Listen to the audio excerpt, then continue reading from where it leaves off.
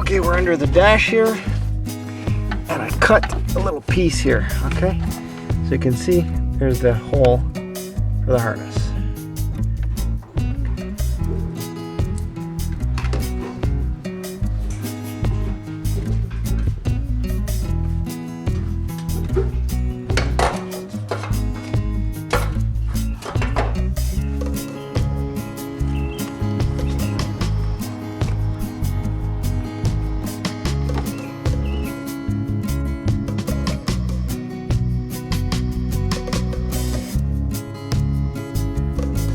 These are little resistors here that come with the kit, and they are meant to lower the voltage of the water temperature and oil pressure sender of the Ford to adapt them to the Miata.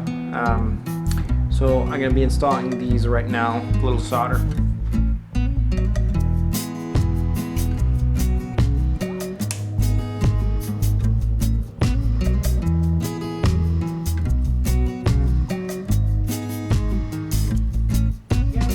That should have been done before I installed the harness, but I got ahead of myself.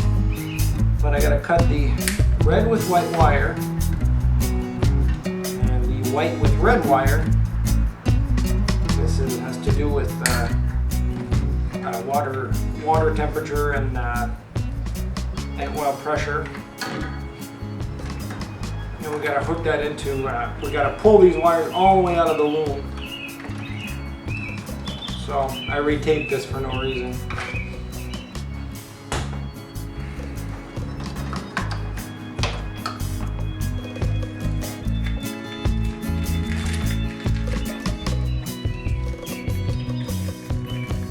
Looks like I got in a little deeper than I thought I was here. But really this is not as complicated as it looks. This should have been done while the harness was still off the car. This is the oil pressure and water temperature. You got to cut it off one of these plugs and then pull it out of the harness all the way to the other end so that you can connect to the Mazda stuff. This is the permanent hot fusible link. The Monster Miata installation instructions says to just insulate this and then tuck it away and then cut and use some sort of wire underneath the dash. I don't know what it looks like, I'm not there yet. But a lot of guys online, when I was reading through the forums, are saying that it's better to actually pull the original wire all the way through, wire it directly to the Mazda fuse box and put an inline fuse. It looks like there's already some sort of inline fuse here. It says fusible link 20 amp. Anyway.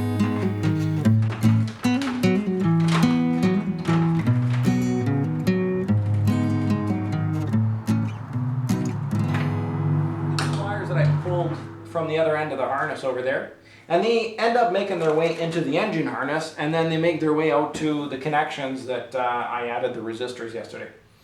So essentially these have to connect to the Miata wiring harness. I believe they send the information to the dash, you know, for water temperature and oil pressure and stuff like that. So here's a wire here that when I pulled out the engine, the Monster Miata installation instructions had me snip this wire off the connection and label it water temperature. So I'm pretty sure I've got to join these two wires together here, and this will allow the engine to send information to the Mazda dash. So, and the same for the oil pressure, I think is over here, oil pressure sender.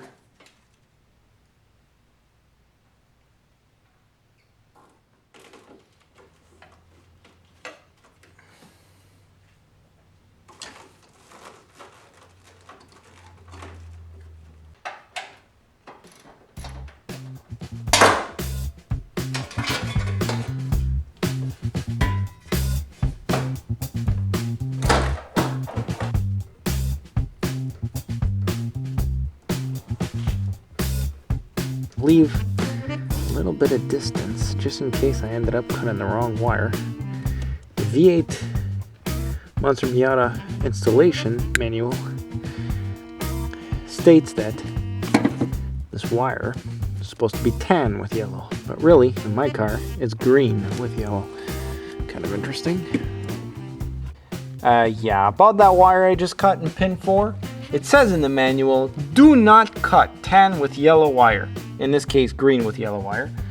Just add black 16 AWG by 3 foot wire to it. So I was supposed to just splice a wire into it, and I went and cut it.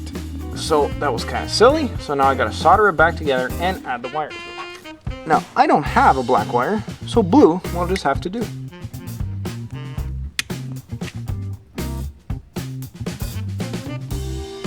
I didn't get the blue wire through the firewall out to here where it's going to connect to the Mazda tack wire, but I do stress the fact it was not easy to get it through that grommet.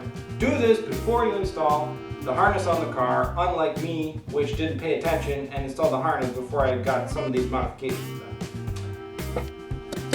Okay, so white with red, apparently the keyed hot. Cut this from the Miata.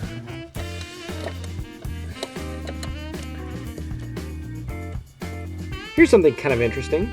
The installation manual's exact words are to connect the thin yellow with black wire that is on the yellow Miata brain plug. So there are 2 plugs, okay? There are 2 plugs, and both have a yellow with black. This is a yellow with black, and this is a yellow with black. Now, if you read carefully, it does say connect the thin one. This is a thicker one, so it must be this one. But I wasn't sure enough of that. I actually went and looked up a Miata diagram, and this is in fact the correct check engine light wire. Okay, so I'm pretty much done my wiring, and I did do it significantly different than what the manual said. The reason I did that is because, in my opinion, a lot of the instructions in the manual were wrong. I read a lot of pages online where some people wired it the way the manual said and had all kinds of problems. I'll explain a few reasons why. Now, again, as I've stated on other parts of this project, I'm no expert, so I don't know if this is done right or not, but I will show a little bit how I did mine. So if we start with these yellow wires here, if we look over here, these used to be plugged into the Miata computer. So I cut this wire as per the manual. This is the tachometer wire, the wire that goes to the car's tachometer. So I pulled that wire back to up here, okay, where I went and connected it. And these are all soldered connections. The reason I used black tape is because I didn't know how to properly wrap a 3-wire connection with shrink wrap. But anyway, so I soldered it onto this, it's the same cable here that passes up and down. I didn't cut this, I just, spliced into it basically. The other wire that I cut out of the Miata one, I don't know if you can still see, it was the corner pin right over here. And I pulled it out all over here. It's this white with red wire here, okay, and that is the keyed hot from the Miata. So when you turn the key on, this becomes live. Now, I'm not sure if I misinterpreted this, but according to the manual, you should use this wire to power the entire system. And that just seemed completely ridiculous to me. There's no way this tiny little wire could do that. So what I did is, and I still have to shield this up here, maybe a little black tape or something. What I did is I soldered it onto 2 wires here. Okay, 2 wires. One of these goes and activates the original ECC relay. Okay, so originally in the Ford harness, this little cable here gets power when you put the key on, and then it connects these 2 circuits together here. It basically shorts these when the relay kicks on, and that brings in keyed hot power to the computer. Okay, so what we did is this little cable here goes all the way to the little white and red one from the Miata, and that is basically what is just kicking on this relay. Okay. The other wire that you see here connected to this keyed hot goes up over here to this relay that I installed over here. What it is doing is connecting a hot coming right from the battery, or from the fuse block, I should say. And it is connecting this big gray and yellow cable. According to the instructions, it looks like I was supposed to just use that little keyed hot to power that gray wire, which just, again, seemed ridiculous to me. So I used this little relay. I don't know if I did that correctly or not, but so we have over here the ground wire for the EEC. And here we have the ground wire for that little relay that I relayed up there. That's pretty much it for the wiring, but there is one more thing I want to show. Pin 37 and 57 here, these two red ones, okay? It looks like I cut them, but in fact I didn't. I had spliced into them. It really seems like the manual tells you to also use this little white and red keyed hot from the Miata to power both of these big wires, which seemed ridiculous to me, so I went and read online, and it looks like you do not need to do this at all.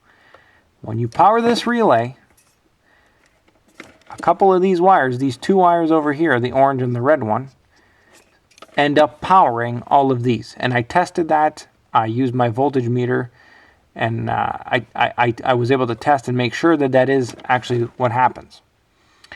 So you do not need to attach a keyed hot to this. You only use your keyed hot to turn on this relay, and the relay will give power to this.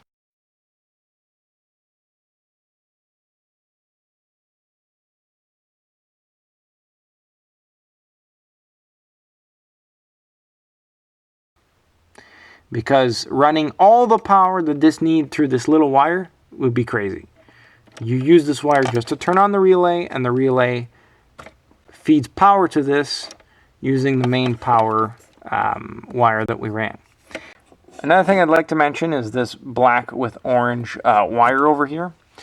It is the main power and fusible link that powers pretty much the whole system. The manual tells you to cut that wire at one point in the harness and just insulate it. And then to power the computer, use one of the cables from the Miata harness. They're all tiny little cables. Okay? I didn't like that idea. So what a lot of guys online seem to be doing is not cutting this and insulating it in the harness, but pulling it all the way back to the fuse block and connecting it directly there with an inline 30 amp or 20 amp fuse. It ends up going to plug number 1 in the EEC here.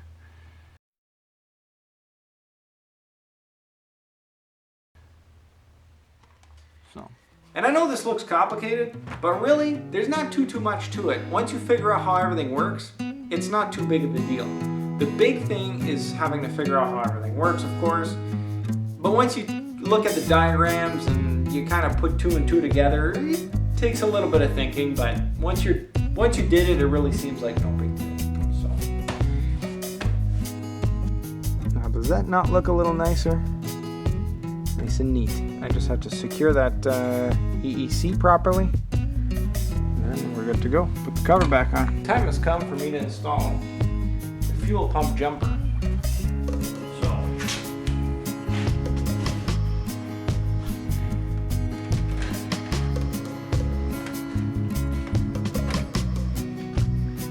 okay, so here we are under the steering column. This guy right here, I don't know if you can see it here. Let me tilt the camera a little more. This is that fuel pump relay, okay? And this guy here, I unplugged from it, and we now just have to put a jumper from one pin to the other, so we're basically bypassing the relay. So as soon as the ignition's on, the pump will be on, basically. So again, according to the forums online, there are far better ways to wire this fuel pump, but for the time being, I'm just going to do it like this, and if I want to upgrade later, I will.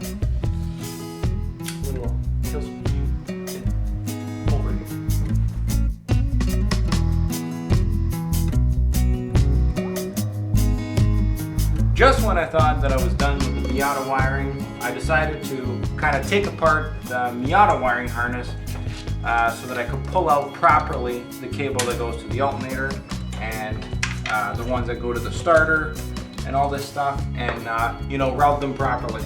I was trying to leave it as is and just kind of connect things, but then everything was bundled in a big chunk that you can't place anywhere, so no. I ripped it apart. I'm gonna tape it all up properly. Everything's gonna end up at the right place, gonna be done well, so. Okay, so I think that this is more proper. As you can see, there are no wires going down here close to the headers there. This is the header right here. There's no wire passing by here. It all goes through up here and goes behind. And then we have the, this is all the alternator stuff that have been kind of separated from the harness. So it's gonna come and wire the alternator.